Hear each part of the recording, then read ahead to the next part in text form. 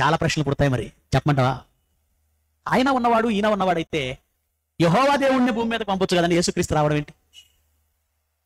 ఇప్పుడు మేమిద్దరం కలెక్టర్లో అనుకుందాం కాసేపు. ఆయన కలెక్టరే, నేను కలెక్టర్, ఇద్దరు సమానమే.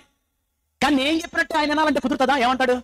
వెళ్ళవయ్యా, నువ్వు నీ కింద నేను సబర్డినేట్ నిన్నా, నువ్వు ఎలా కలెక్టరో నేను కలెక్టర్నే.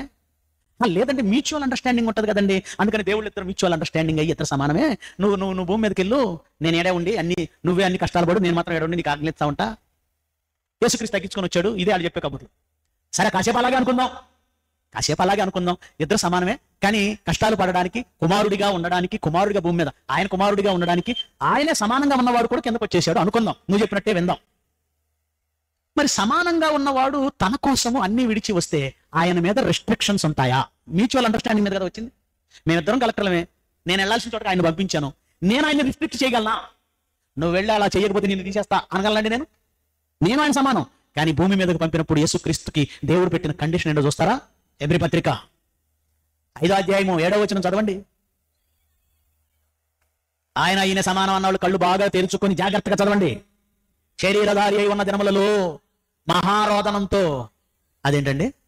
ఈయన సమానం అయితే ఇక్కడికి వచ్చాక ఆయనకి ఏం చేస్తున్నాడట? ఈయన మహారోదనముతో, కన్నీళ్లతో తన్ను మరణం నుండి తప్పించగలవానికి ప్రార్థనలు, యాచనలు సమర్పించి భయభక్తులు కలిగి ఉన్నందున ఆయన అంగీకరించబడ్డాడు. ఒకవేళ భయభక్తులు లేకపోతే ఆయన అంగీకరించబడడు.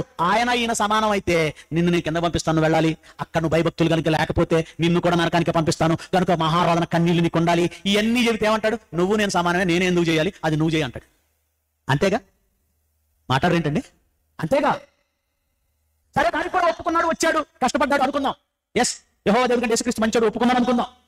కనీసం ఇదంతా అయిపోయిన తర్వాత అయినా, పరలోకం వెళ్ళిన తర్వాత అయినా ఓకే, ఏ విషయంలోనూ నేను చెప్పినట్టు నువ్వు వినలేదు యెహోవా, యేసుక్రీస్తుకి నేనే విన్నాను, ఇప్పుడు నా పని ముగించాను, నేనే కష్టపడ్డాను, నేనే సిలువ పడ్డాను, నేనే ప్రాణాలు వదిలేను, నేనే నానా బాధలు పడ్డాను, నేను పైకి వచ్చాను, ఇక నుంచి పరలోకం నాది అంటాడా? అక్కడికి వెళ్ళి ఏం చేస్తాడో చూడండి. 1 కొరింథీ 15వ అధ్యాయం. 1 కొరింథీ 15వ అధ్యాయం 27 నుంచి 27, 15 అధ్యాయం 27 జాగ్రత్తగా వినాలి. ఆయన సమానం అయితే ఇదేం బాధండి యేసుప్రభుకి? చదవండి ఏంటో. దేవుడు సమస్తమును క్రీస్తు పాదముల కింద లోపరిచి ఉంచెను, సమస్తమును లోపరచబడి ఉన్నదని చెప్పినప్పుడు ఆయనకు సమస్తమును లోపరిచిన వాడు తప్ప, సమస్తమును లోపరిచిన వాడు తప్ప అంటే ఎవరు లోపరిచారు? యెహోవా లోపరిచాడు. ఎవరికి లోపరిచాడు? యేసుక్రీస్తుకు లోపరిచాడు. అలా లోపరిచిన యెహోవా తప్ప సమస్తము లోపరచబడి ఉన్నదని సంగతి విషిదమే. నెక్స్ట్, మరియు సమస్తమును ఆయనకు లోపరిచినప్పుడు దేవుడు సర్వములో సర్వమగు నిమిత్తము కుమారుడు తనకు సమస్తమును లోపరిచిన దేవునికి తానే లోబడును. అక్కడికి వెళ్ళిన తర్వాత నువ్వు నేను సమానమే కదా, నువ్వు ఆ పక్కేలుకో నేను ఈ పక్కేలుకుంటా అనాలి. కానీ ఈయన అక్కడికి వెళ్ళిపోయి ఏం చేస్తున్నాడు? మొత్తం లోబడిపోయాడట. వాక్య సారాంశం సత్యం. పుట్టినట్టు లేదు, విభాగించబడినట్టు లేదు, పుట్టలేదు. ఎందుకు నీకు క్రొత్త బోధలు? ఎందుకు ఈ క్రొత్త బోధలు? ఈయన సమానమై ఆయనకు పుట్టుక లేదంటే పరలోకం వెళ్ళాక కూడా యెహోవా దేవునికి లోబడి బతకడం ఏంటండి? నువ్వు చెప్పిన దానికన్నా ఇక్కడ రాయబడిన దానికి ఏమైనా సంబంధం ఉందా? మీరు చెప్పండి. సంబంధం ఉందండి? అక్కడికి వెళ్ళిన తర్వాత కూడా లోబడి బ్రతకాలా? సర్వములు సర్వమగు నిమిత్తం ఏం చేస్తున్నాడట? చదవండి, ఏం చేస్తున్నాడట?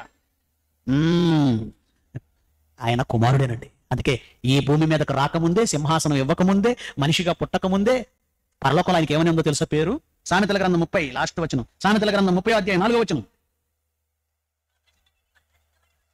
ఆకాశమునకెక్కి మరలా దిగిన వాడెవడు? తన పిడికెళ్లతో గాలిని పట్టుకున్న వాడెవడు? బట్టలో నీళ్లు మూట కట్టిన వాడెవడు? భూమి యొక్క దిక్కులన్నింటినీ స్థాపించిన వాడెవడు? ఆయన పేరేమో, ఆయన కుమారుని పేరేమో. సృష్టిలోనికి ఇంకా యేసు రాకముందు సామెతల గ్రంథంలో భక్తుడు రాస్తున్నాడు, ఆయన ఉన్నాడు. ఆ తర్వాత ఎవరున్నారు? ఆయన కుమారుడు అన్నాడు. ఆయన కుమారుడు ఉన్నాడు. ప్రభువుకు యెహోవాయు ఆయన ఆత్మయు నన్ను పంపించారు.